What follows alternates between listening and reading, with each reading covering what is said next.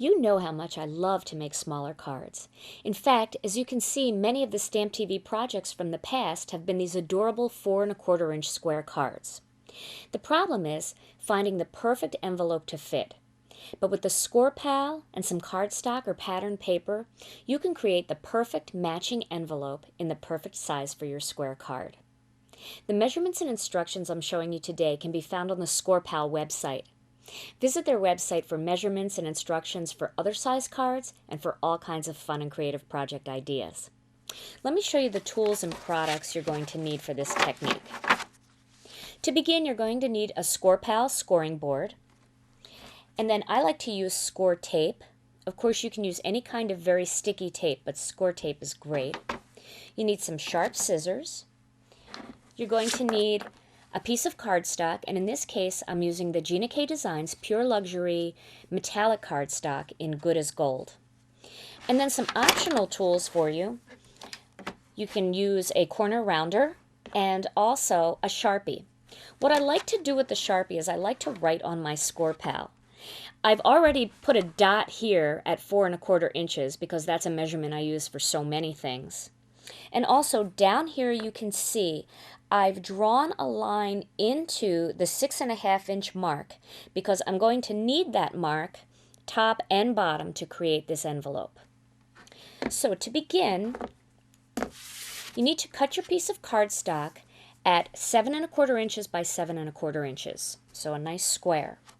And then you're going to line up one point at 6½ inches at the top of the Score Pal and the other point at 6½ inches at the bottom of the Score Pal, and that's where that little line comes in handy because you don't have to try to figure it out. You know it just has to line up with that line.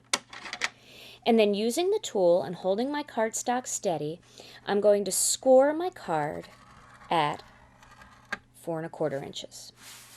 Then I'm going to turn it a quarter turn and line it up again and score it again at 4¼ inches. Turn it another quarter turn, line it up, and score it again at 4¼ inches. And then my last turn, same thing, and score it at 4¼ inches. Now for my next step, before I fold this, I want to cut out the little triangles where the two score lines meet. And I'm going to do that with my Cutter Bee scissors. Just going to cut those right off.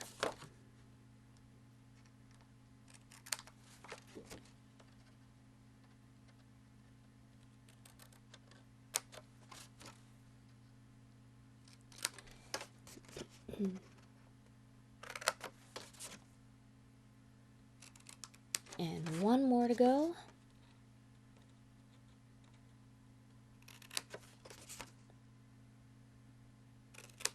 Okay, so now your piece of cardstock is going to look like that. You've got your score lines and then your 4 edges. Now, since remember when you score, you put the indent on one side and then you fold away from the indent. So flip it over and you can fold on all those score lines.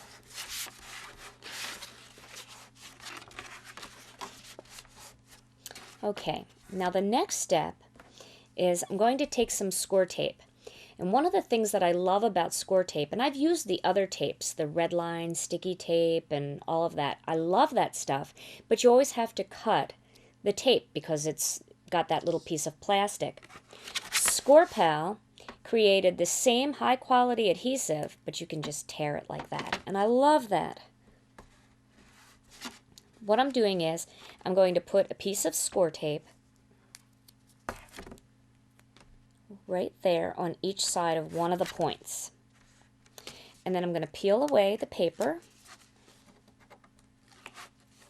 I'm going to fold 2 ends in and lift up that bottom end and stick it down. Now I've created the perfect little square envelope for my card. And this is nice because it gives it just a little bit of extra room so that when I'm using a card that has lots of layers, the envelope's just a little bit puffy and it allows the card to fit in there really nicely. Now, I told you that this was an optional item. If you don't like a pointy point on the end of your envelope, you can slip that into your corner rounder and you can just create a nice little rounded edge for your envelope flap. And then again, I'm going to add a little bit of score tape on there.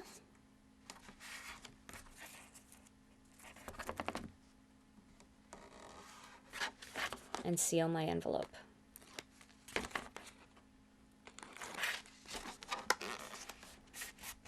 Like that. Isn't that nice? The perfect fit.